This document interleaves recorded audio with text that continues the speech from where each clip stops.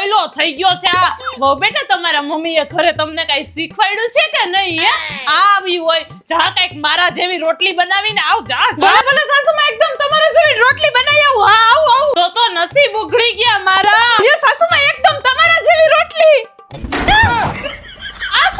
અરે સાસુમાં આમાં ખાલી એક જ વસ્તુ અલગ છે જો તમે અંબુડો વાળો પણ આમાં મેં છે ને વાળ છૂટા રાખ્યા જો